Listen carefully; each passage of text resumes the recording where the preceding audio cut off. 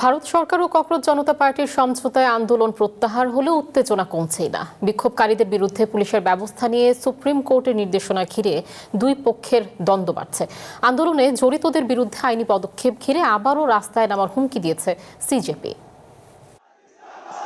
আন্দোলন প্রত্যাহারের প্রতিশ্রুতি ঘিরে মতবিরোধ বাড়ছে ভারতের কেন্দ্রীয় সরকার ও ককরোচ জনতা পার্টি সিজেপির মধ্যে। ককরোচ পার্টির দাবি, শনিবার আলোচনার সময়ে কেন্দ্রীয় সরকার তাদের যে আশ্বাস দিয়েছিল সুপ্রিম কোর্টের মঙ্গলবারের পর্যবেক্ষণ তার পরিপন্থী। তবে কেন্দ্রীয় সরকার বলছে, অতীতে অপরাধের ইতিহাস রয়েছে, এমন কেউ আন্দোলন সংক্রান্ত সহিংসতায় জড়িত থাকলে তাদের বিরুদ্ধে আইনি পদক্ষেপ না নেয়ার কোনো আশ্বাস সিজেপিকে দেয়া হয়নি।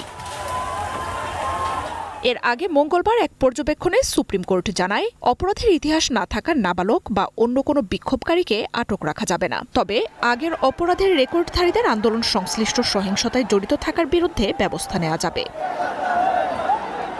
আদালতের রায়কে শ্রদ্ধা জানালেও নিজেদের দাবি থেকে সরবে না বলে জানিয়েছে সিজেপি। যন্তর মন্তরে আন্দোলন প্রত্যাহারের অন্যতম শর্ত ছিল দেশের বিভিন্ন প্রান্তে নিট আন্দোলন ঘিরে দায়ের হওয়া এফআইআর প্রত্যাহার। দাবি পূরণ না হলে আবারও আন্দোলনে নামার হুঁশিয়ারি দিয়েছে দলটি। কেন্দ্রীয় সরকার দলটির সাথে করা চুক্তিপত্র এখনও সই করে ফেরত দেয়নি বলে অভিযোগও সিজেপির। তবে সরকার বলছে, লিখিত কোনো চুক্তি নয়, বরং দুই পক্ষের আলোচনার সিদ্ধান্ত সরাসরি জানানো হয়েছিল। সিজেপি শুধু একটি প্রস্তাব জমা দিয়েছিল।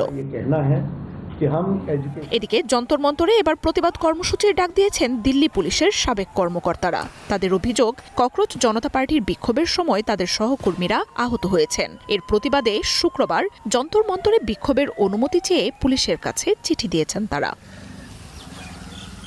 অন্যদিকে ককরোচ পার্টির আন্দোলনের আড়ালে অরাজকতার অভিযোগে মঙ্গলবার পশ্চিমবঙ্গে বিক্ষোভ করে আরএসএস এর বেশ কয়েকটি সংগঠন। মার্জিয়া উপমা, ওয়ান ইন্টারন্যাশনাল ডেস্ক।